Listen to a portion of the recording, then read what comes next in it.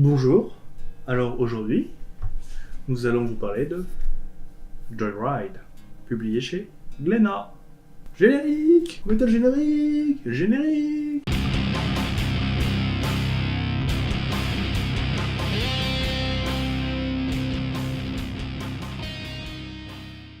Alors aujourd'hui, on va vous parler de ce tome sorti chez Glénat en intégrale, et je vais donc en profiter pour faire une parenthèse sur le fait que j'ai pu rencontrer Olivier Jalabert lors du FCBD, Comic Zone le 4 mai. Et il se trouve que j'ai pu lui parler un peu de nos déboires avec Glénat, qui sont les champions du on publie un tome 1, et après, pouf, disparu.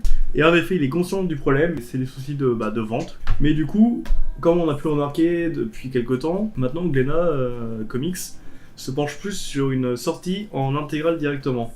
Donc il serait pas impossible, d'après ce que j'ai pu lui soutirer comme information, de retrouver des choses qu'on attend dans les tomes 2, mais sous la forme d'une intégrale. Donc on aura déjà payé le tome 1, mais je trouve ça pas non plus tant que ça malhonnête.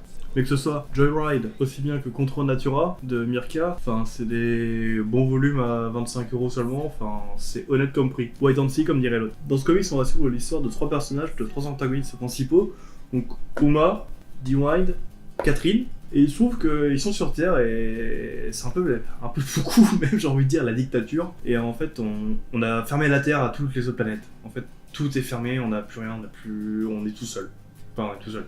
Il y a d'autres mondes autour de nous, mais voilà, on est cloisonné, on n'a pas le droit de sortir, et on nous cache la vérité sur le fait que, en fait, on nous dit que tout ce qui est en dehors de la Terre, c'est le mal.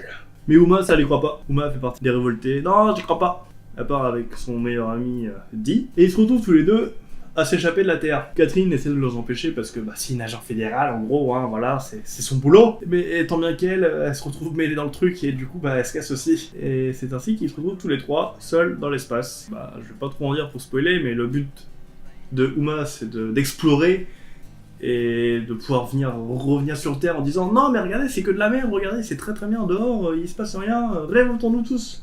Donc c'est... À la base, je savais pas si... J'ai hésité à le prendre, parce que je savais pas ce que ça allait donner, mais vraiment pas. Mais bon, c'est sorti chez Boom Studio, donc c'est quand même un éditeur US que j'aime bien, puis ils font des bons trucs. En ce moment, ils sont sur Buffy, Power Rangers, et c'est 2 petites séries qui valent le coup aussi. Et au scénario, donc on retrouve Jackson Lanzling et Colin Kelly, donc j'avais absolument rien vu d'eux avant. Et les dessins de Mark Cousteau, c'est vraiment ce qui a fait la différence, c'est ce qui a fait que j'ai acheté le tome, parce que j'ai feuilleté, j'aimais vraiment les dessins, c'est assez joli. Alors, le seul défaut que je pourrais trouver à l'histoire, c'est que c'est sur 12 chapitres, 2 tiers sont franchement très très bons, et le dernier tiers un peu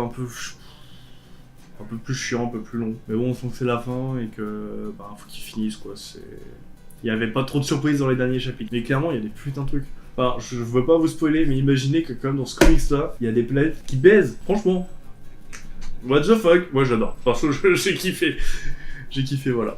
Après, clairement, c'est... Comme je vous disais, ça vient de chez Boom, donc c'est clairement pour un public plutôt jeune adulte. De savoir que la Terre est privée de la vue des étoiles et que Uma, elle y croit et elle veut voir les étoiles. Franchement, ça motive un peu, ça... Moi, j'aime bien. Ça fait bien le boulot.